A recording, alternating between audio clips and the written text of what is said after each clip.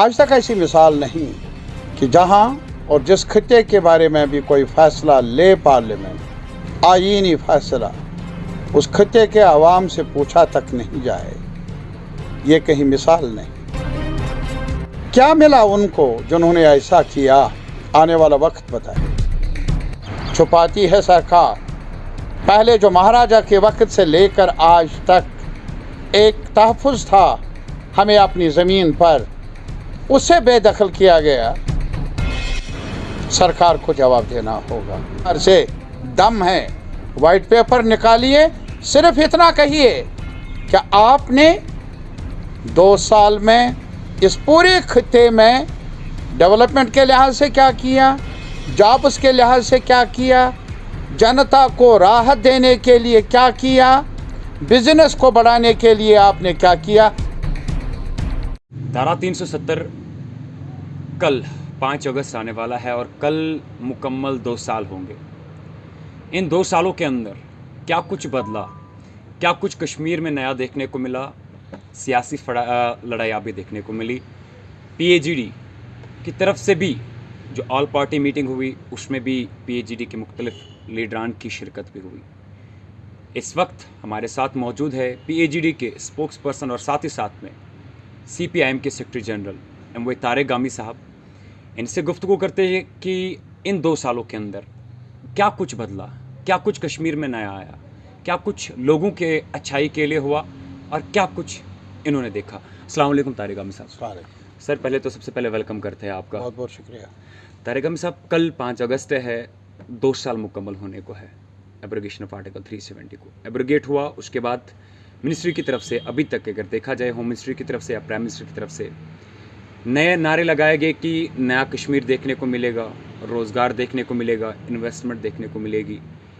तारिक गामी साहब को क्या कुछ जम्मू कश्मीर वैली के अंदर नया देखने को मिला एब्रोगेशन ऑफ आर्टिकल 370 के बाद? देखिए, सबसे पहले ये क्या 2 साल हुए उस सानहे से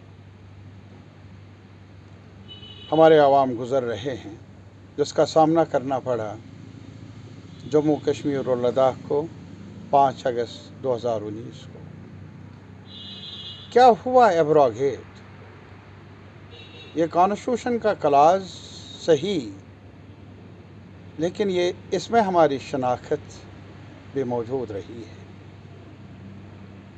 चोट पहुंची, हमारी शनाख्त पर पहुंची, हमारे वजूद पर पहुंची।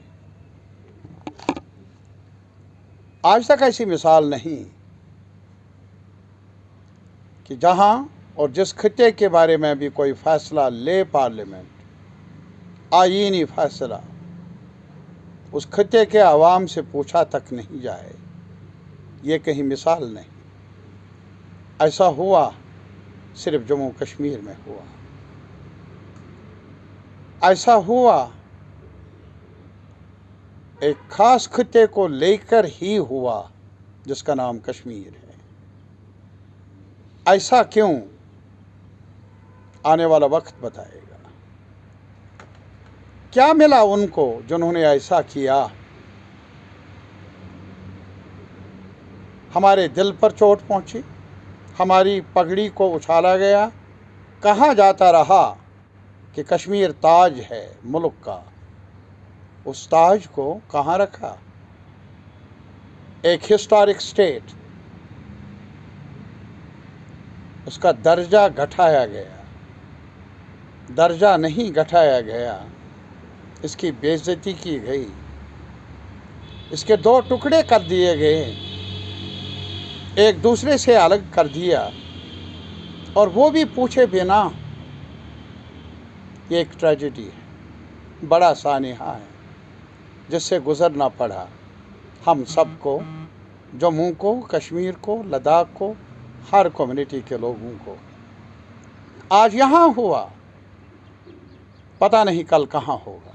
यह हमने तब कहा था जब मुझे मौका मिला था सितंबर 2019 में अदालत आलिया की तरफ से इलाज मालजा की खातिर जो इजाज़त मिली दिल्ली जाने की, वहाँ मैंने कहा था।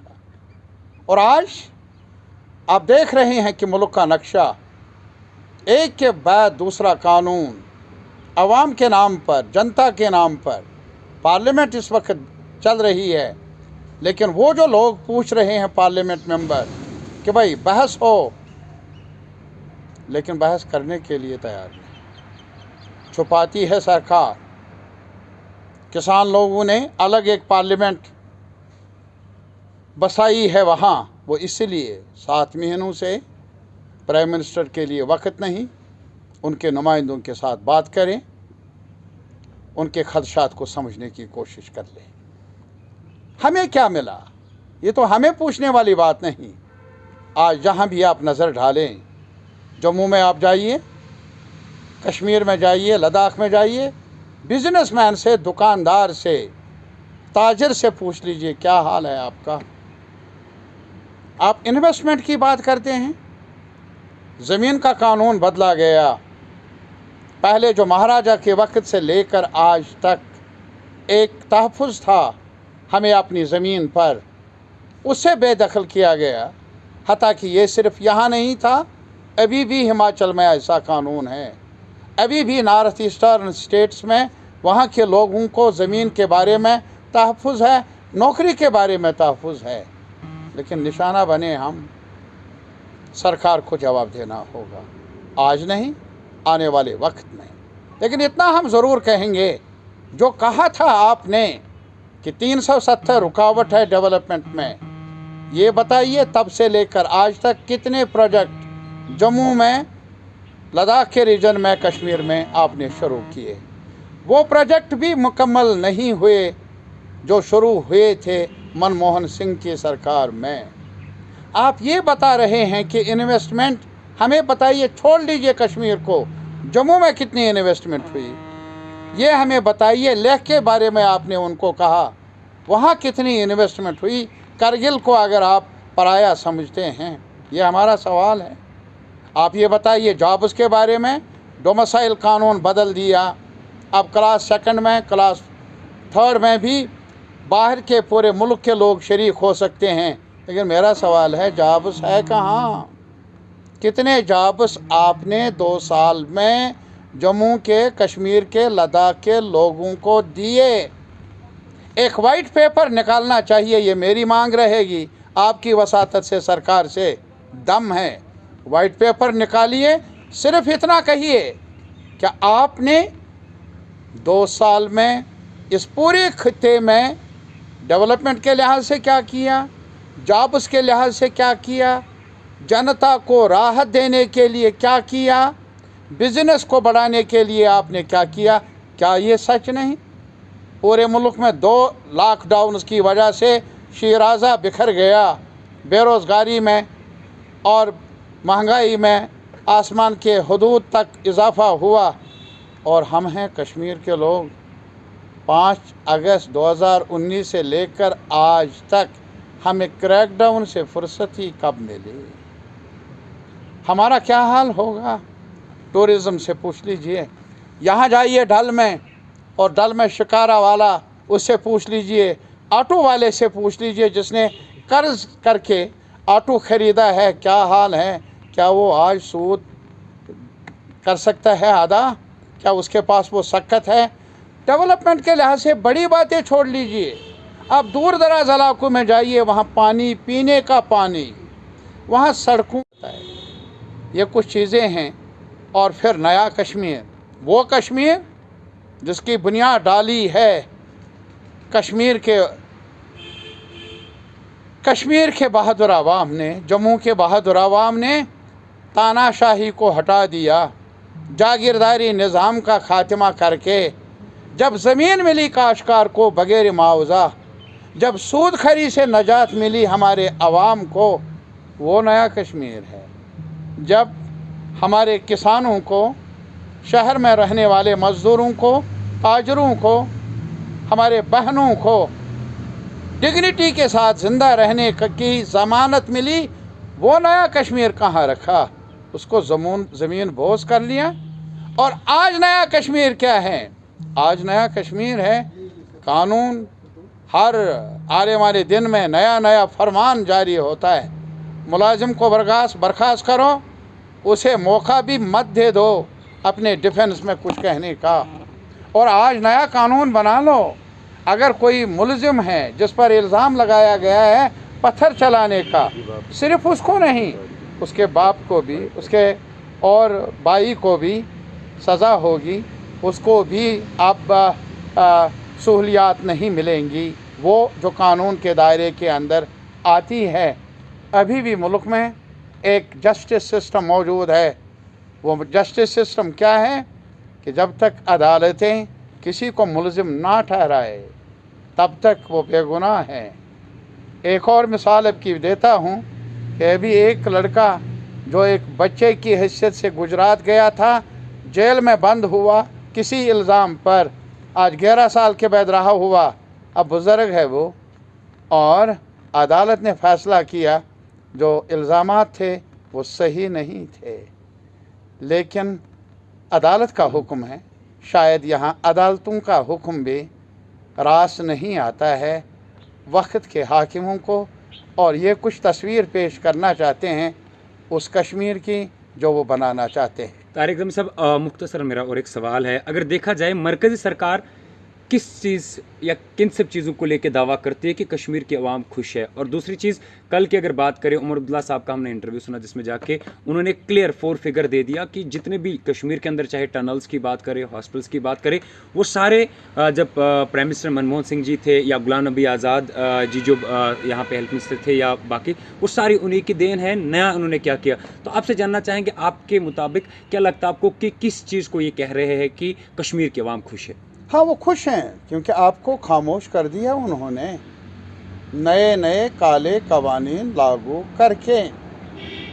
एनआईए उनका कहना है कश्मीर की आवाम खुश है। मैं वही कहता हूँ, एनआईए सरगर्म है, ईडी सरगर्म है, और ये जो बाकी इन्वेस्टिगेटिंग एजेंसीज हैं बगैर पूछताछ के, आज देख लीजिए बाहर जहाँ देखते हैं वहाँ कश्मीरी होगा नज़रबंद। कौन सा जेल खुला है? अरे साहब, खामोशी है, और इस खामोशी को वो ताबीर करते हैं एक्सेप्टेंस से। तारीख़ की सबसे बड़ी गलती है अगर ये ना समझे कि ये एक्सेप्टेंस नहीं है, ये मजबूरी है लोगों की, और ये अक्लमंदी भी है कि वो टकराव नहीं चाहते, टकराव से फ़ायदा होगा नहीं। लेकिन वक्त आएगा जब लोग बोलेंगे, वक्त आएगा जब मुल्क के आवाम को भी ये समझ में आ जाएगा कि जो आज कश्मीर में हो रहा है वो ज़्यादती है, वो नाइंसाफ़ी है, और वो भी बोलेंगे, कश्मीर के आवाम के लिए बोलेंगे, जम्मू के आवाम के लिए बोलेंगे। अंधेरा कितना ही ख़तरनाक क्यों ना हो मेरे भाई, बहुत ही सियाह हो रात, सुबह की किरणें जब आ जाती है ना तो अंधेरा जगह छोड़ने पर मजबूर होता है। तारिक रमीज़ साहब, उस दिन का इंतज़ार करने। अगर देखा जाए जब आप ऑल पार्टी मीटिंग में गए थे, मैंने आपसे सवाल किया था कि तारिक रमीज़ साहब ये जो ऑल पार्टी मीटिंग में पीएचडी के लीडर्स जा रहे हैं, क्या कुछ रद्द अमल लेके यहाँ वहाँ पे जाएंगे? आपने क्लियरली कहा था कि कश्मीर की आवाम के हित में, जम्मू कश्मीर लद्दाख की आवाम के हित में बात होगी तो हमारी तरफ से हाँ होगी, वरना बड़ी ना होगी। लेकिन जैसे आप फिर मीटिंग से बाहर आ गए, आपकी तरफ से स्टेटमेंट आया कि मीटिंग जो है वो हमारे लिए फ्रूटफुल नहीं रही। तारिक रमीज़ साहब, क्या कुछ एक्सपेक्टेशंस लेके आप यहाँ से गए थे जो आपको लगा था? सिर्फ यही, बड़ी एक्सपेक्टेशंस नहीं। एक तो ये है कि 2 साल के बाद दरवाज़ा कहीं से खुला हमारी बात सुनने के लिए। मुनासिब यही था कि हम जाए, हम गए, बात करने का मौका मिला, बताया, सभी लोगों ने अपनी अपनी बात बताई, अच्छे ढंग से बताई। लेकिन प्राइम मिनिस्टर ऑफ इंडिया ने ये कहा, बहस